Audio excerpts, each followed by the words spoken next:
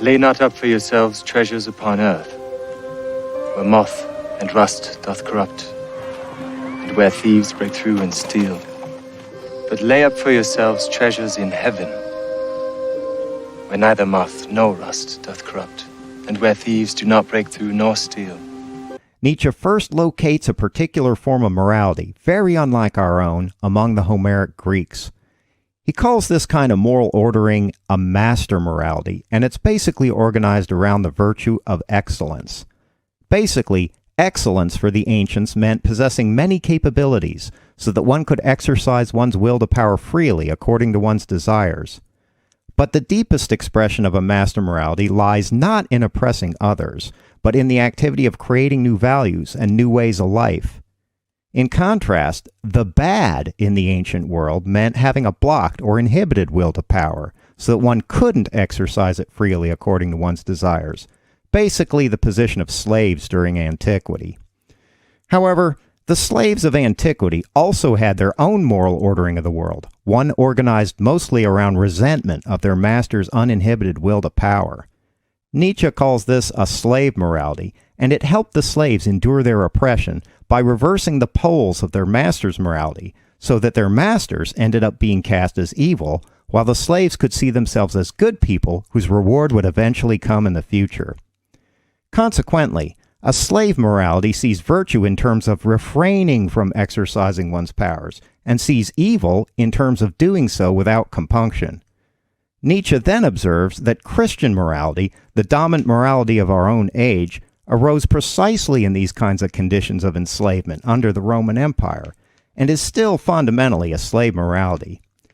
This realization helps explain why the Christian worldview is so often organized around the dynamics of subservience, of being obedient to the Lord, for instance, or of being a member of a flock.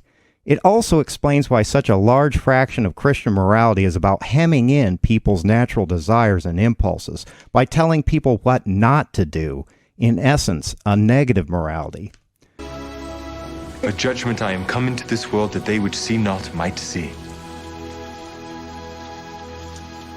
and that they which see might be made blind. Are we blind also? If ye were blind, ye should have no sin. But now ye say, we see. Therefore your sin remaineth. We're talking about a God that actively encourages slavery, blood sacrifice, human sacrifice, misogyny, genital mutilation, genocide, infanticide, thought crimes, rape, and death penalties for the most trivial of offenses. The very idea that the biblical God is supposed to serve as the ultimate standard of moral goodness is patently ludicrous. It practically gives a free license to engage in the most destructive, antisocial behaviors in human history. Or is it really just a coincidence that slave-holding Christians from the American South would habitually appeal to the Bible itself as moral justification for the practice? But who knows? Maybe the Christians are right. So let's again be generous and immediately grant the entire moral argument without contention. Now what? What changes? Because if God really is the source of all human morality, then how exactly are we supposed to verify any specific moral claim? After all, it's not as if God has ever come out and actually told anyone that torturing babies is bad, so how do Christians even pretend to know that this is true in the first place? For all we know, maybe God absolutely loves it when people torture babies and we're all dangerously behind on our quotas. It's perfectly consistent with all of his other atrocities littered throughout the Bible, so what objective empirical evidence can anyone possibly hope to offer that would indicate otherwise on God's behalf? Or heck, even if God really did come out and issue us direct verbal commands, so what? What objectively binding incentive do I have to comply with such a standard and not some other standard of my own choosing? What's to stop me from simply telling God himself to eat shit and die while I go out and torture babies anyway? Because even if the biblical God indeed turned out to be real, the only physical effect he could possibly have on any of my choices is to artificially skew their costs and payoffs after the fact. What other purpose do heaven and hell possibly serve except as a glorified carrot and stick? Literally, rewards and punishments designed to influence my choices now by skewing their implied consequences later. The very core of nearly all monotheistic doctrine is an open admission that consequentialism really is the ultimate driver of all human moral behavior. And not just pro-social altruistic consequences, but brutal, unfettered self-interest. Interestingly enough, that's exactly the same assumption used by behavioral scientists when formulating a naturalistic theory of moral behavior in biological organisms, because it's a demonstrable fact that self-interest, when coupled with social interdependence, can and does give rise to virtually every form of apparently nice behavior observed in nature. Life is not always a zero-sum game where individual success can only be achieved at the expense of another. Rather, cooperation among organisms very often has a tangibly positive impact on all parties involved, thereby increasing individual well-being and eventual reproductive success. Virtue really can be its own reward. This is not just some passing philosophical assertion either, but a rich scientific field complete with its own empirical data and quantifiable mathematical framework. Biologists, anthropologists, and economists all independently figured this stuff out decades ago and have long since converged on a perfectly viable, pragmatic theory of biological cooperation. Morality is not some magical essence of human decision-making, but simply an emergent property of interdependent social dynamics. So to try and explain human morality through the god of the Bible is exactly like trying to invoke Thor, the god of thunder, to explain the weather. It's a god of the gaps argument that doesn't even have any gaps. It's ironic that Christians have such a hard time with this kind of natural morality when you realize that the vast majority of American Christians are also gung-ho, laissez-faire capitalists. An economic system, mind you, grounded in the principal assumption that all human beings are fundamentally self-interested. The very essence of a free market economy is the fact that self-interested individuals have perfectly rational incentives to cooperate and specialize for the betterment of the entire social structure. It's a spectacular feat of doublethink where Christians simultaneously embrace and reject the exact same principle for no other reason than religious context. Simon, son of Jonas, lovest thou me? Yea, Lord.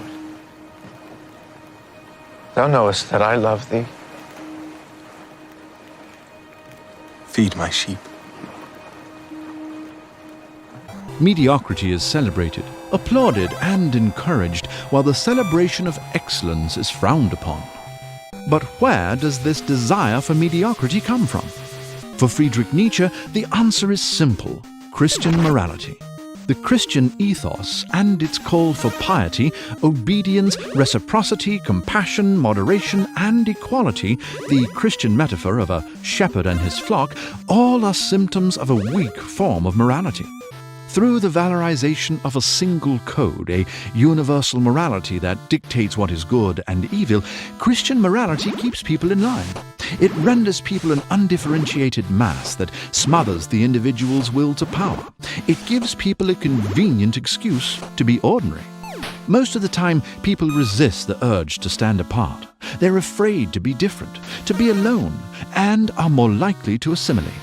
But Nietzsche thinks people should aspire to be exceptional. Do men gather grapes of thorns, or figs of thistles? A good tree cannot bring forth evil fruit, neither can a corrupt tree bring forth good fruit. Every tree that bringeth not forth good fruit is hewn down and cast into the fire, wherefore, by their fruits you shall know them. It's routinely assumed that a large part of what it means to be a good person is that one acts well. One doesn't only have good ends, one is committed to good means. So, if one wants a more serious world, one needs to win people over through serious argument, not clickbait. If one wants a fairer world, one has to judiciously and gently try to persuade the agents of injustice to surrender willingly, not through intimidation. And if one wants people to be kind, one must show kindness to one's enemies, not ruthlessness. It sounds splendid, but Machiavelli couldn't overlook an incontrovertible problem. It doesn't work. As he looked back over the history of Florence and the Italian states more generally, he observed that nice princes, statesmen, and merchants always come unstuck. That's why he wrote the book for which we know him today, The Prince, a short, dazzling manual of advice for well-disposed princes on how not to finish last. And the answer, in short, was to be as nice as one wished, but never to be overly devoted to acting nicely, and indeed to know how to borrow, when need be, every single trick employed by the most cynical, dastardly, unscrupulous, and nastiest people who have ever lived. Machiavelli knew where our counterproductive obsession with acting nicely originated. The West was brought up on the Christian story of Jesus of Nazareth, the very nice man from Galilee who always treated people well and wound up as the King of Kings and the ruler of eternity. But Machiavelli pointed out one inconvenient detail to this sentimental tale of the triumph of goodness through meekness. From a practical perspective, Jesus' life was an outright disaster. This gentle soul was trampled upon and humiliated, disregarded and mocked. Judged in his lifetime and outside of any divine assistance, he was one of history's greatest losers. The clue to being effective lies in overcoming all vestiges of this story. The Prince was not, as is often thought, a guide to being a tyrant. It's a guide about what nice people should learn from tyrants. It's a book about how to be effective, not just good. It's a book haunted by examples of the impotence of the pure.